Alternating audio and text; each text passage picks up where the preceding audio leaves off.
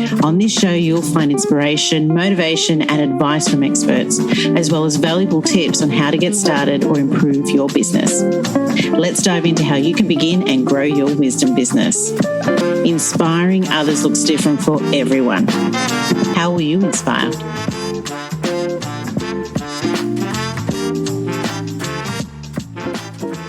Welcome to the Wise Dome podcast, and today we're chatting with Jane Vandermeer. Jane is a style philosopher and innovative personal styling expert.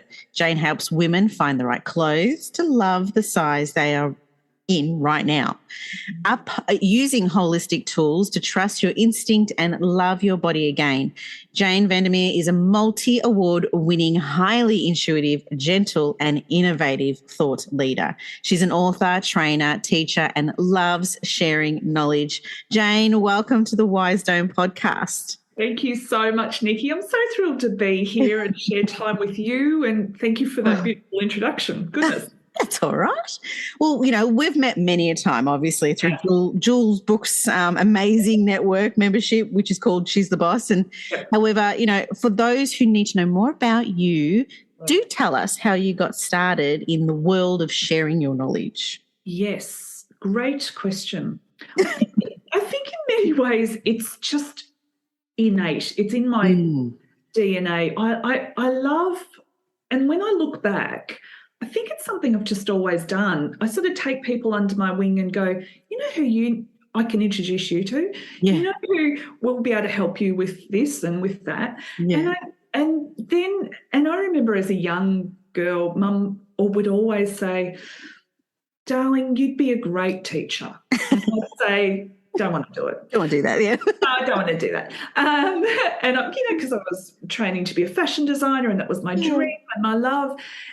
And then, you know, all these years later, I started teaching at tertiary fashion at a lot of the fashion schools here in Melbourne.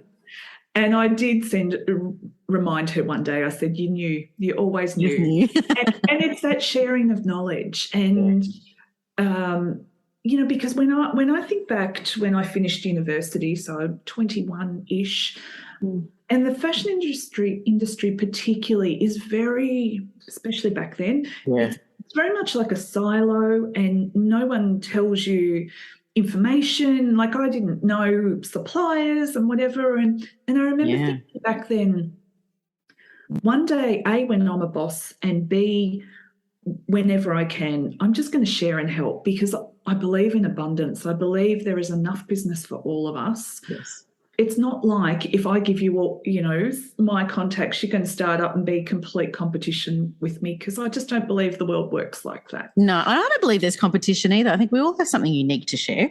Absolutely. We all put our own spin on life and our personality and all that kind of thing. So I think innately it's been there the whole way through. And,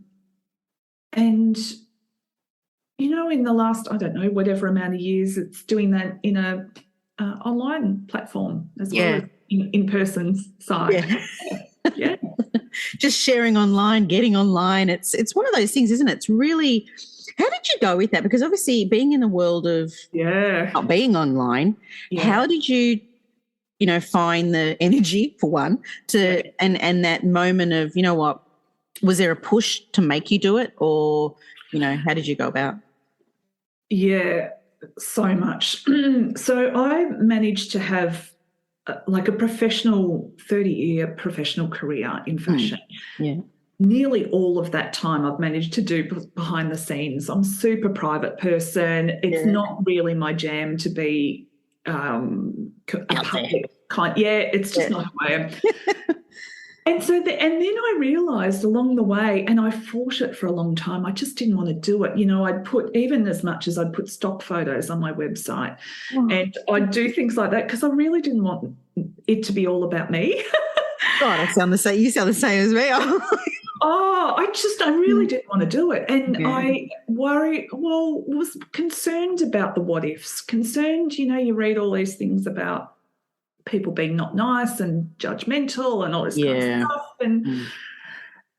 But I realised I sort of had to work out how to do it and still be Jane, still be me, still do it in my way. Yeah. And, it's different courses that many of us in small business have done, online courses, and they say, you've got to do this, you've got to do that, you've got to do this. I did do a few of those things, and then I thought, you know what, I've got to bring it back to what feels really right for me. Yeah. Doing reels, for instance, that's right for some people. It's not right for everyone. I think this is the thing of bringing it back to working out what really sits and feels congruent with you, your message, your branding. And that was so much a process. That absolutely. And of course, now if anyone was to look at my website or whatever, it's me. It's all you. I love it. But I suppose I've done it in my way that feels good and authentic to who I am, my message, my branding, my aesthetic, all that kind of thing. Yeah. And of course, as women, we want to get to know who we're dealing with, like it is the way it is. Yeah. Otherwise, really go to big corporations that are sort of faceless corporations. Isn't it? It's isn't it? And some of us come from a world, or there are many out there that come from a world, maybe it's corporate, like you said, like larger organizations. So they can hide behind the brand sort of thing. Yes. Whereas as soon as you step out into the small business world, solopreneur or micropreneur, or even going to the entrepreneur, you have to become the person to trust before your brand is trusted, before your product is trusted or your service is trusted. It is so hard. It is so hard. It's such a shift.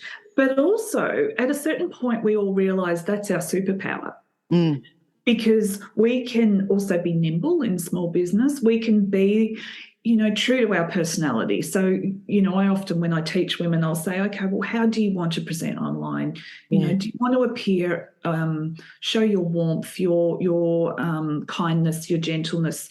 And as you can see, even in my bio, I write those things because I am incredibly gentle and still a leader, but doing it in a Jane way. But that's taken time to embrace that in this world where we're supposed to push and hustle and make things happen and all that kind of stuff. So, and then, you got next to that also sharing what you know in yourself with the world, like your knowledge, your experiences. That's sort of like opening up your diary to a degree. You know what I mean? Like that's like an extra level as soon as you decide to start, a knowledge business. And it's like, I'd love to ask you, what major lessons have you learnt along the way of maybe even how you share your knowledge or what knowledge you actually share and release that makes you feel comfortable? Such a good question. It's absolutely been sort of trial and error with what feels too much or not enough, or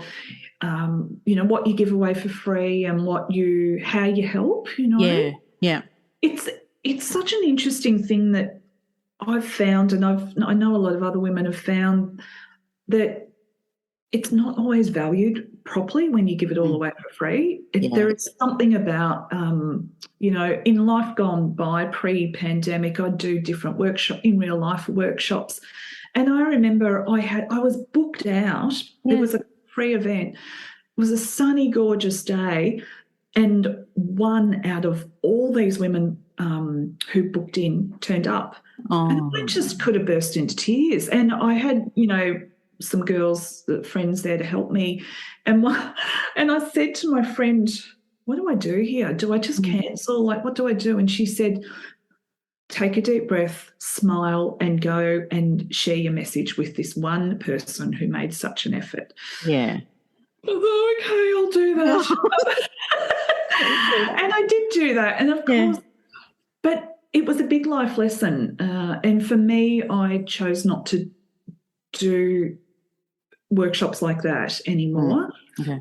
How I would do it is I pick and choose where I give energy and where I share. I'm all about sharing, of course, but I pick my audience and I pick how I do it. Yeah. It is so hard, isn't it? There's so many of us that, just starting a business online and you think, okay, I'm going to do my first webinar or Facebook Live or whatever it is, and then you're like, cricket. I'm just going to do it and record it and no one turns up, whatever, we'll see what happens.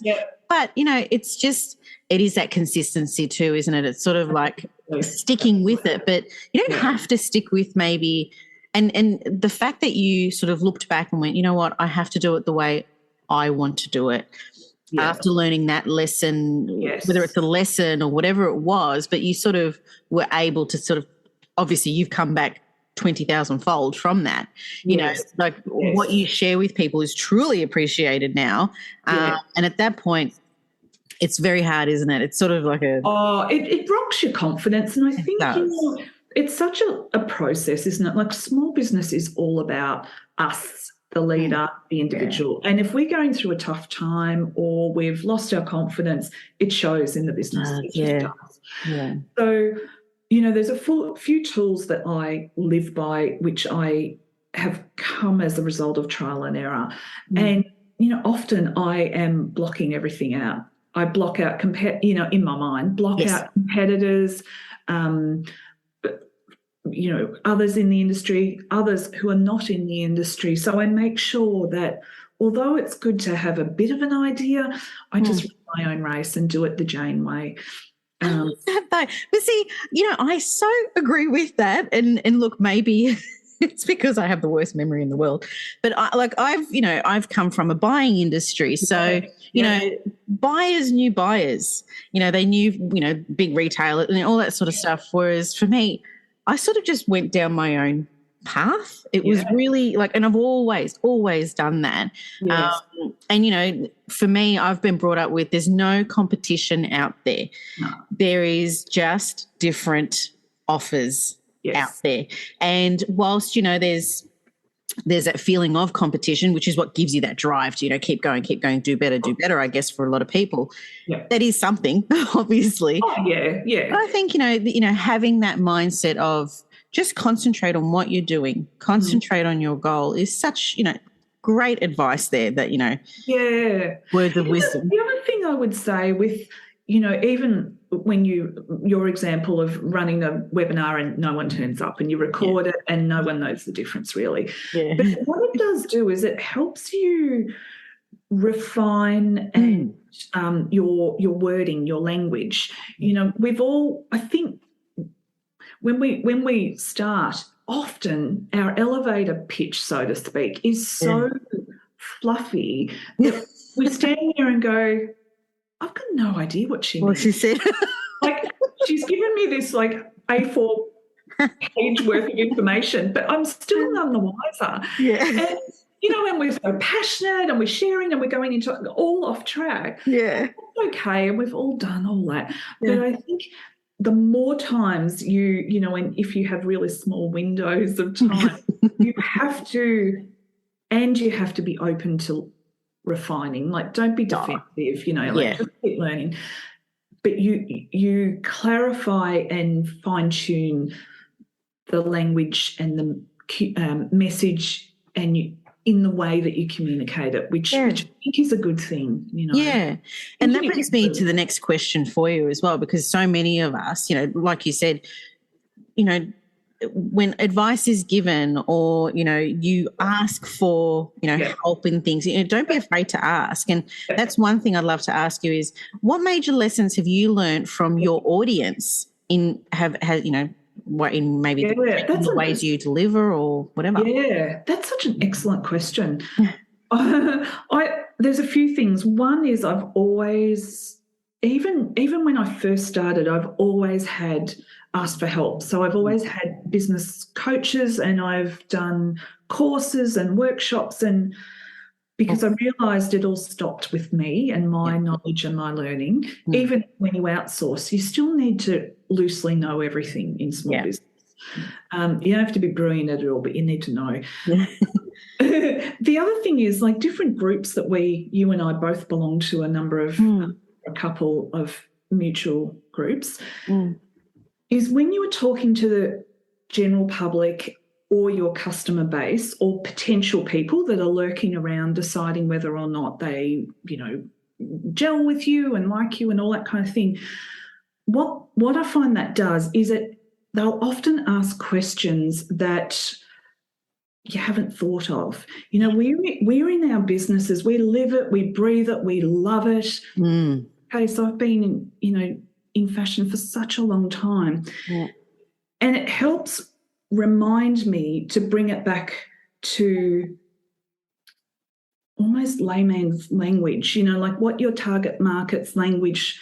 It's very easy to go into such detail, and actually that's not what's needed. Unless you're in that zone. You need to bring it back to what your target market is asking for, and they'll tell you. You've just got to listen. A couple of years ago when I was working on pitch decks and everything like that, and someone said to me, you need to pass on your message as if you're speaking to a 12-year-old. And like you said, with layman's terms and so forth, so just to a degree that is just without using your industry lingo and all that sort of stuff. Yeah, you've got to be a bit mindful of who could be hearing. Yeah. And, obviously what I'm building is that the learning management platform. A 12-year-old probably knows more tech-wise. It probably could lead you through it. Exactly. Yeah, that's exactly right, even though it's so brilliant. But the main context is, keep simplifying your message is so important. So important. And that's a great lesson, to share with our audience, because that's something that I know I struggle with. One other thing that comes to mind that I actually did NLP sales training a long time ago, like 25 years ago. Now, I haven't done, you can do whole big versions of it. I've just done initial. But what it taught me is it helped me understand different kinds of personalities. And, of course, we always bring it back to us. That's okay. But how to talk to the different kinds of personalities. So someone that is, a high detail person, they'll want all the detail about your service. And then you talk to someone who is more conceptual, just give them think of it in bullet points. Yep. And what I find when I'm so grateful for doing that training all those years ago, because it's amazing how you can then sort of adapt your language to who you're talking to. You articulate it accordingly. Yeah. Those that you can see are just falling asleep with their eyes open.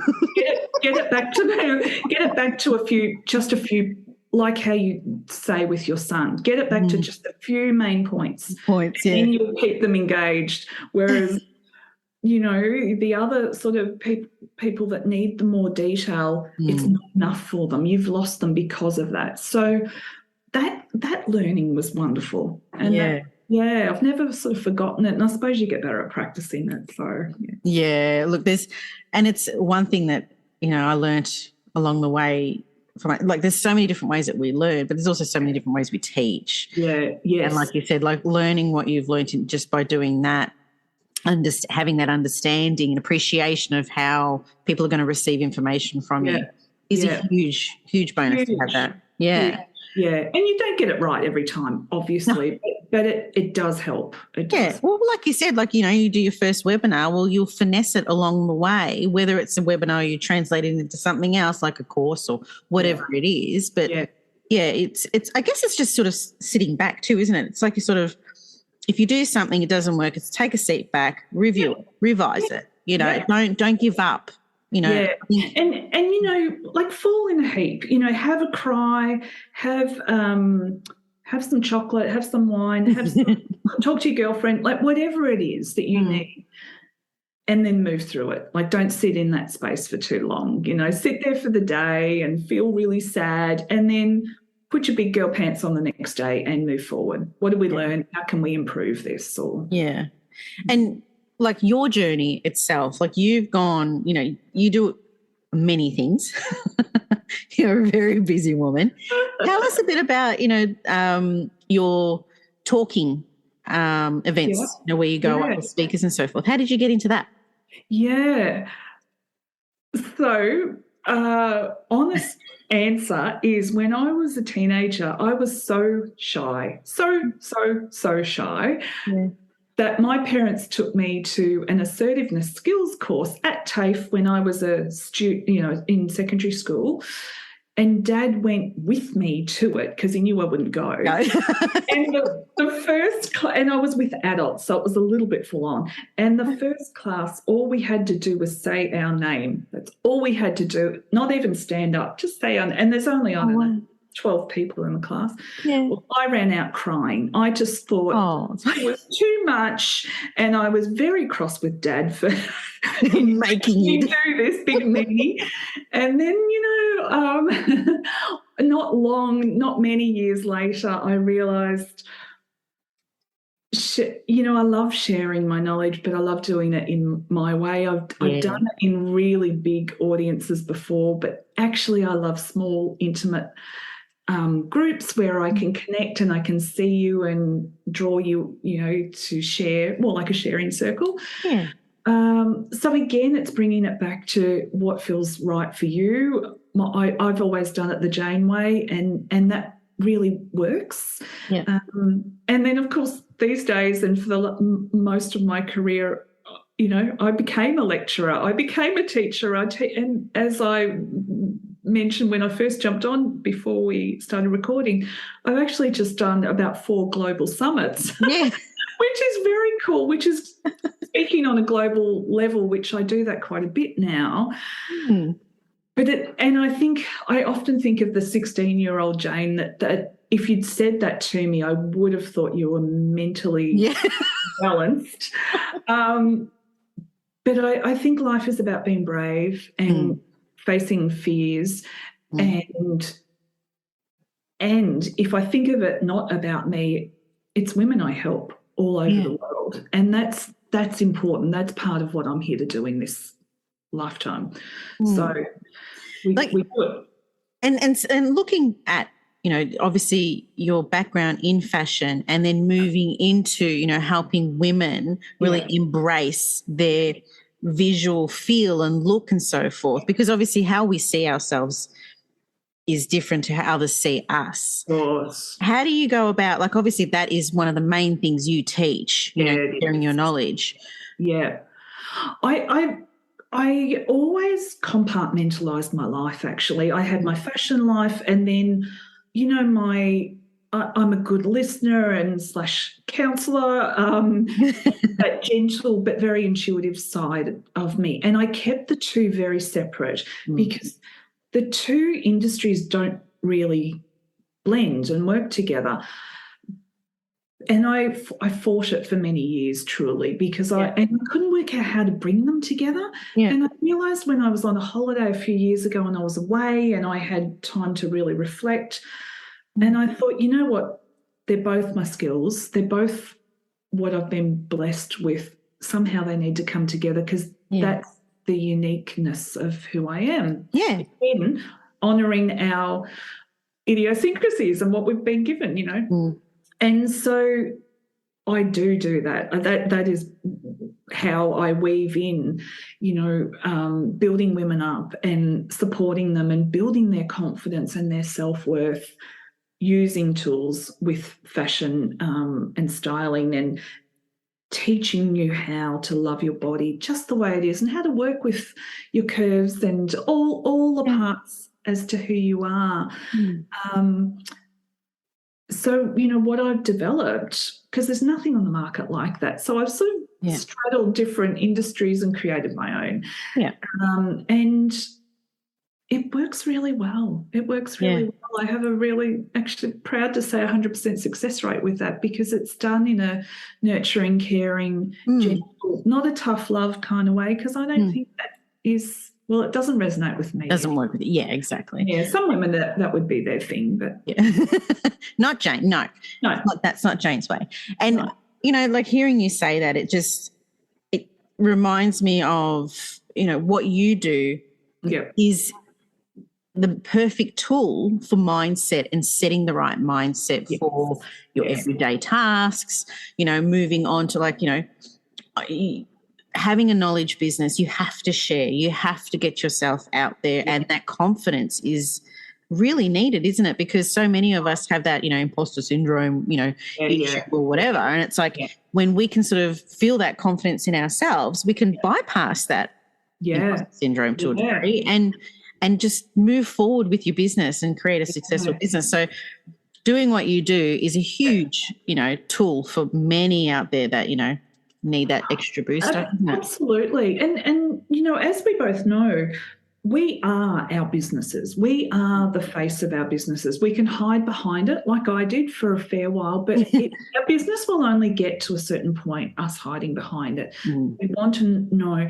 So, and this screen is also our business, and our photo shoots and our webpage and all those kind of things. So how you present is so important. And this is actually, my great love is working with female founders and helping you really project you and your business where you want to go, not necessarily where you are right now. So when you know yourself more, because it's like a mix of personal development, professional development, what I do, when you know yourself more, you sit strongly within yourself, or really authentically within who you are, and you share your message brightly and shine from within. Yeah. So, and that's different for each of us, whatever that look is. But the process is helping you find that. Yes. Yeah. Yeah. And I love that, because I'm a huge advocate for, you could stay in your pajamas all day. They could be glamorous pajamas. That's a different thing. But, you could be all sloppy or whatever. Yeah. And for me, I feel like I'll be sloppy all day if I'm like that. So I feel like I have to get up in the morning and fix myself up and get dressed and Yeah. It does. It shifts things, doesn't it? Doesn't it? Yeah. And, when for the in real life events, you command the room differently when you're feeling good about yourself, and self-worth and self-confidence. It comes up with nearly everyone I talk to at the moment. Yeah. And then combined with, especially in Melbourne, we've had such a rough few years. Women, often their language, I never talk weight with women ever, but they'll often share that with me of, I'm feeling a bit heavier than what I once was. I don't know how to dress anymore. I feel lost. And, then that shows, and they're a bit, it's just a bit of a blah-ness. Yes, yeah. And I'd like to think I want you to be magnetic, and, we're all doing extraordinary things. So Exactly. Well, you're helping them shine, that's for sure. That's it. What advice would you give anyone who is looking to start a wisdom business online? I would run your own race, block out, be discerning with what distractions and who you listen to. Yep. Align yourself with women who get it. Don't listen too much to all the naysayers, because there's always going to be those. Yep. And I would also get continuous improvement. So continually keep, I know there's not enough time, I get that, but keep improving yourself. So whether it's learning about different aspects, whether it's building up, doing more self-worth things, whether it's learning about money, whether it's learning, getting help like what I do with styling, to how do you think you're going to take your business to that next level? What do you need to do to present in such a way, not only from what I do, but also what other tools do you need? Do you need to get help with public speaking? Do you need to get help with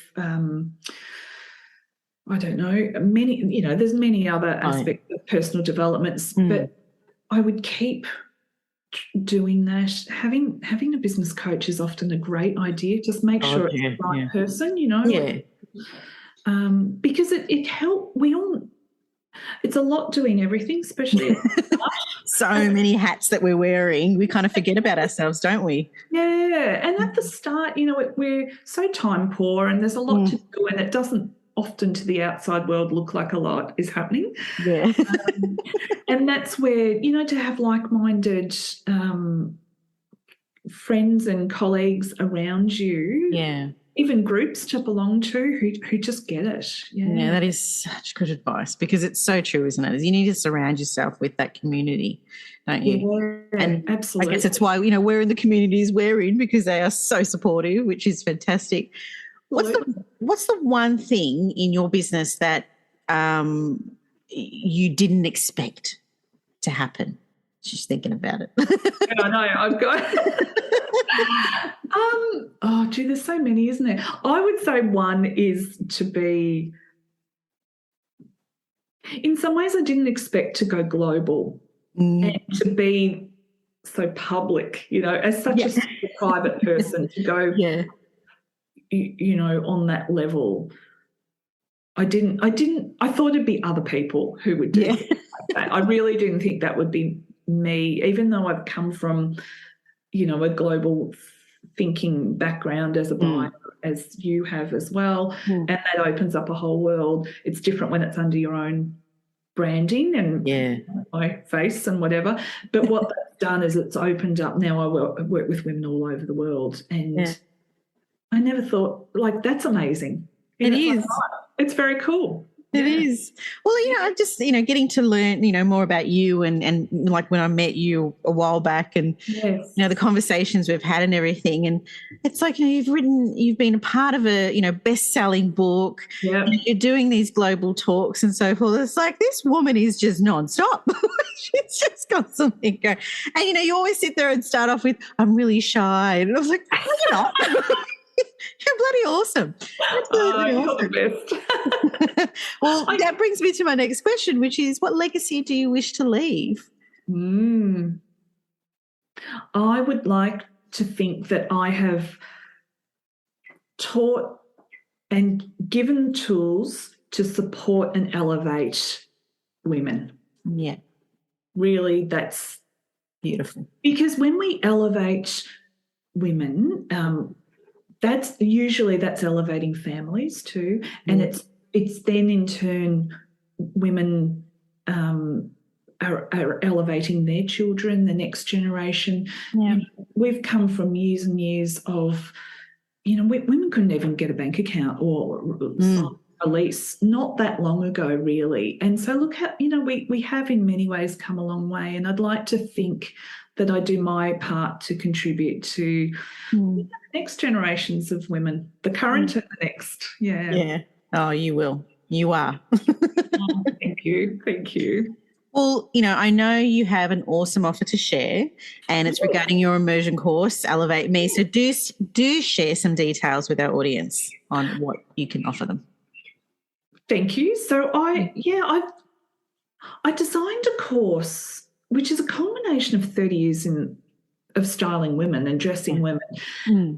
So it's 10 modules, but it goes for 5 months. And what I realised along the way is really busy women, we need it punchy and quick and things that you can implement with ease, because you're time poor and you need action. But what I also realised is what I teach, because it's completely holistic, it's all aspects of you and your styling, is it's a bit like going to a counsellor. If you go once, it's fine and helpful and, that's a good start. Yep. But it's the consistency where you let down your guard and you do your homework in between, and that's how changes are made. Yeah.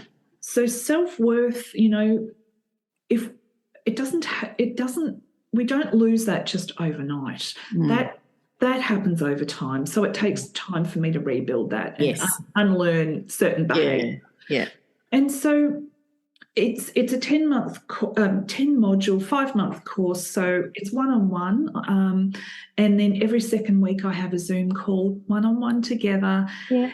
And it's holistic. So it's all about understanding your the silhouette of your body, the balance of your body, how I can show you some illusions on how to elongate you. Of course, it's colour, it's fabric, it's prints.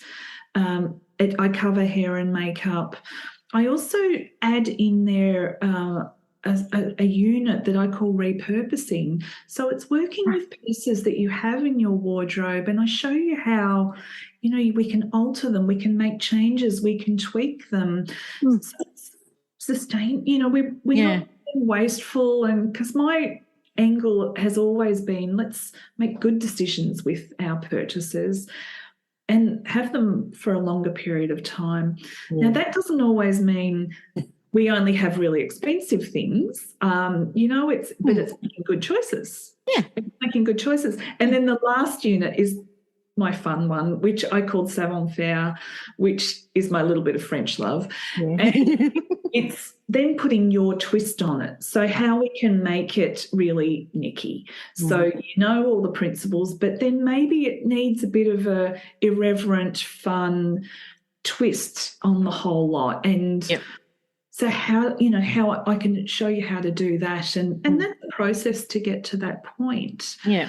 One lady I've worked with, she has created a not-for-profit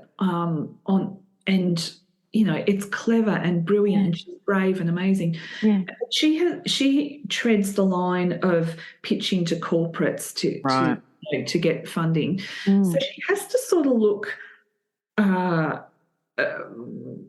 like to be taken seriously at corporate. Yep. But she's got such a sense of fun and to her. Yeah. And often some of her looks we've got her in, she'll often wear her Rolling Stones T-shirt, have this jacket that's blazer or something over the top. Yeah. And then these booties that are full sequins of, like, they're actually crossbones and things on them. Like, awesome. In lots of hot pinks and things. And it's that twist that is her personality and her sort of bit rock chick in there. Yeah. It still plays the game enough that it's taken very seriously by corporates. So, but it takes time to refine that side of things, but it's a really fun way to complete it. And that's amazing. It is. I've got to say, it really, really is. And at various points throughout, because I get to know women really well, and it's really special. And at various points, women will say to me, I get it. Because, I gently will probably challenge your thinking and challenge how you think about yourself, your body, your colours, all this over the time. And so at some points there's a bit of confusion, and I'll say, don't buy anything till we get a few, at least 2 months in, just let the dust settle a little bit. And I help you create a blueprint so that, it's your unique a combination of elements. Yeah. And then at a certain point, it's second nature, and and you walk away with the tools, don't you? You walk away with the and you learn that. One thing I teach you is, with most fashion labels, they design from what they call a block, and those blocks are based on certain body shapes. Now, if your particular body shape is not the block used in seed heritage, for instance, then more than likely none of those shapes are going to look great on you. So stand at the door, have a little look, wave at the pretty clothes, back right out, and don't spend money there. But the next body shape, it might be perfect for her. So it's learning that. And then as a result, women will say to me, and not 80% say, I hate shopping. And I'm one of them. And you're one of them. And at that point, women will then say, actually, it was a great experience, because I could look at, say, seed as an example. I'm not anti-seed, just to say, but in this example, and they can look and go, gorgeous things, but I know that'll suit my sister or my girlfriend or whatever, and not feel bad about your hips and bottom and your whatevers. That's a good point. It's just not time for you. And that alone is massive. It's a massive shift. Instead of leaving feeling rotten and feeling chubby and feeling like nothing fits and I can't find anything, and that doesn't create great self-talk, that kind of. Yeah. Well, that sounds like an amazing course. So thank you. Yeah. All the details of Jane's offer will be in our podcast summary below. So, Jane, you've been amazing to talk to today. I love talking to you anyway, always. I love talking to you. But be sure to click on the link below and don't forget to subscribe. And thank you again so much for your time, Jane. It is so precious. I do appreciate it. Thank you so much, Nikki. It was just beautiful. And I'm looking forward to watching your beautiful, amazing program and app. Why? Because it's really, you've developed something that is so clever and unique. And thank you, Jane. You need to share that with the world. Thank you. I'm going to do that a bit more. Thanks for listening to the Wise Dome podcast. If you enjoyed and have been inspired by this episode and you'd like to support the podcast, do subscribe and please share it with others. Post about us on social media or leave a rating and review. To catch all the latest from me, Nikki Kelly, you can follow me on Instagram at Wise Dome Podcast, WISEDOME podcast. I'm Nikki Kelly. Thanks again, and we'll catch up next time.